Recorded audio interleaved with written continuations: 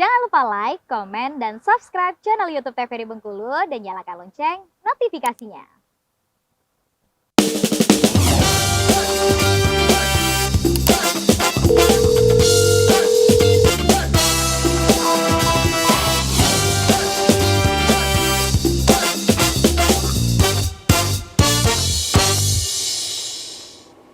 Ya, pemirsa Anda kembali menyaksikan Dokter Kito bersama Kito Sehat edisi hari ini yang membahas tema herpes zoster. Dan tentunya kita masih bersama dengan kedua narasumber kita, ada Dokter Else dan juga Bang Agung nih. Nah, terakhir tadi kita membahas bahwa virusnya ini akan ketika kita sudah kena cacar air ya dokter ya, virusnya akan tidur selama-lamanya Edi.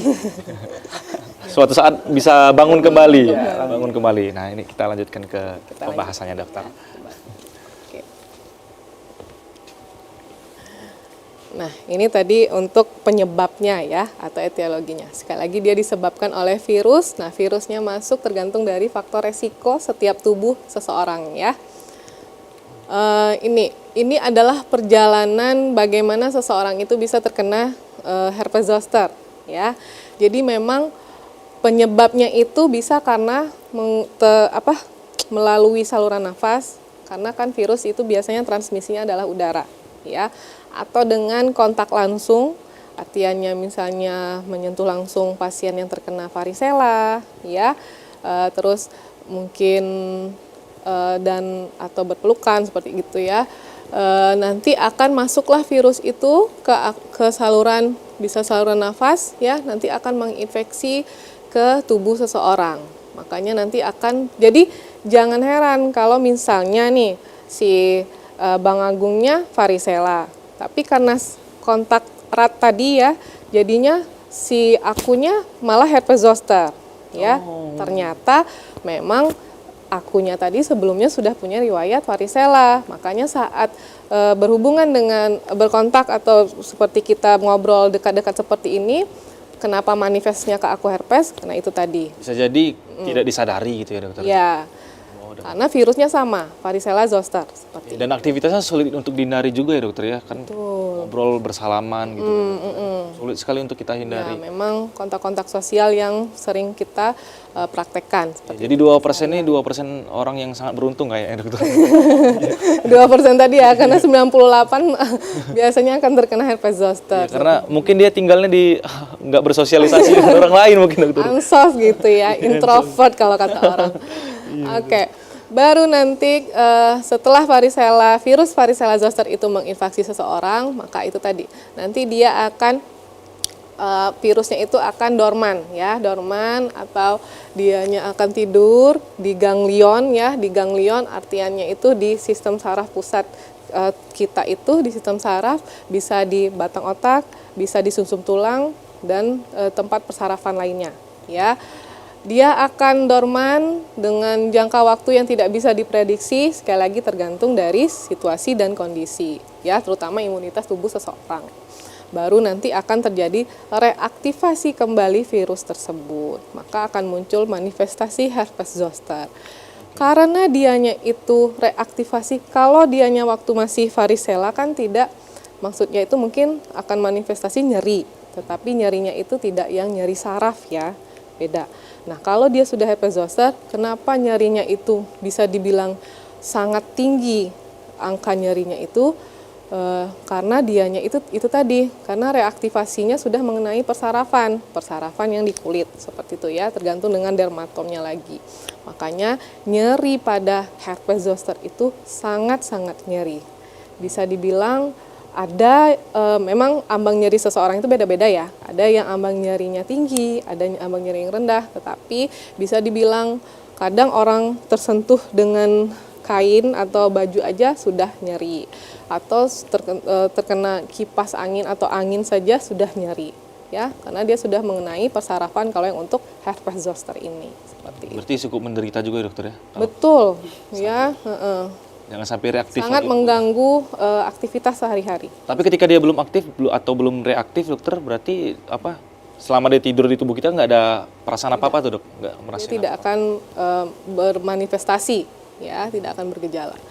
Nah, selain yang perjalanan tadi, perjalanan penyakit, dia akan ada stadium-stadium. Artinya tahap per tahap untuk menimbulkan gejala herpes zoster ini ya. Kalau yang di atas itu ada stadium prodromal, artiannya stadium prodromal ini dia masih kalau kita bilang itu stadium awal ya, stadium awal, rasa sakit dan parestesi disertai rasa panas ya. Malaise ini maksudnya seperti kayak enggak enak badan seperti itu ya. Lemas itu ya, dokter. Ya, lemas, lesu seperti itu dan sakit kepala ya. Baru dia masuk ke stadium erupsi. Biasanya kalau stadium prodromal ini 1 sampai 2 hari ya. Baru masuk ke stadium erupsi, barulah muncul yang ruam-ruam seperti ini ya. Dia sebenarnya khas. Mungkin ini enggak terlalu jelas ya. Dia itu seperti lenting-lenting berisi air. Ya. Papul atau plakat 1 sampai 2 hari timbul gerombolan vesikel di atas kulit eritem. Maksudnya dia itu apa ya bilangnya lenting-lenting ini ya? Ada isi gitu, dok. Ya, kayak ada kayak bulat-bulat seperti itu, tapi berisi air. Terus dianya itu di atas kulit yang eritem. Maksudnya eritem di sini adalah merah, kemerahan seperti itu ya. Tapi ini yang bedakan dengan apa? Yang dimaksud dengan unilateral tadi ya, dokter ya? Unilateral itu dia hanya di satu sisi. Oh, satu sisi saja. Ya. Kalau bilateral kan 2 sisi, kalau unilateral dia hanya di satu sisi itu aja. Tapi bedanya dengan apa? Cacar air tadi dia enggak ke Kalau seluruh cacar badan? air seluruh tubuh, Iya. ya seluruh tubuh, biasanya sampai wajah ya. Makanya kalau orang habis terkena cacar nggak bisa dibohongi, biasanya masih ada bekasnya di seluruh badan-badannya ya. Kayak koreng-koreng seperti itu. Kalau ini ngumpul-ngumpul gitu, dokter ya? Ya, dia berkumpul, bergerombol ya. Terus nanti di stadium krustasi, vesikel akan menjadi purulen, krustasi dan lepas dalam waktu 1 sampai 2 minggu. Nah, cukup lama ya. Cukup lama artiannya stadium krustasi ini bisa dibilang dia sudah dalam fase yang kering, udah mulai mengering, udah mulai hilang, virusnya udah mulai menurun juga. Jadi di sini fasenya ibaratnya itu yang lenting-lenting ini sudah mulai menjadi koreng, sudah mulai menjadi kering, sudah mulai mau mengupas seperti itu ya. 1 sampai 2 minggu, dokter ya, lama Ya, juga. Dan sangat mengganggu aktivitas tentunya, dokter. Ya, itu kalau 1-2 minggu dibarengi dengan pengobatan dan daya tahan tubuh yang dijaga seperti ya. Karena kan sifatnya balik-balik lagi kalau virus ini kan dia self limiting. Biasanya dia akan sembuh dengan sendirinya kalau dibarengi dengan PHBS yang bagus ya, imunitas yang bagus seperti itu. Oke, ini ada kemungkinan nggak, dokter, di stadium pertama nih udah sembuh misalkan, atau dia memang sampai stadium ketiga juga menetap dulu di tubuh baru nanti sembuh dengan sendirinya, itu seperti apa sebenarnya, dok? Kalau ini sih stadiumnya pasti akan terlewati ya, tetapi waktunya yang kadang setiap personal itu berbeda-beda. Kalau imunnya bagus biasanya akan lebih cepat seperti itu. Karena stadium awal, stadium tengah misalnya, stadium erupsi, papulnya mulai muncul, stadium krustasi ini sudah masuk ke stadium yang udah masuk ke fase penyembuhan seperti itu. Kalau penanganan kurang tepat, dok, dari tahapan stadium pertama sampai terakhir ini bisa sampai berapa lama, dok? Itu tergantung ya, tergantung. Malah ada pasien yang datang ke puskesmas dengan herpes zoster, saya kira ya 1 sampai 2 minggu ya. Ternyata balik lagi di hari ke-10 itu papulnya semakin banyak dan tidak ada menunjukkan reaksi untuk terjadinya pengeringan.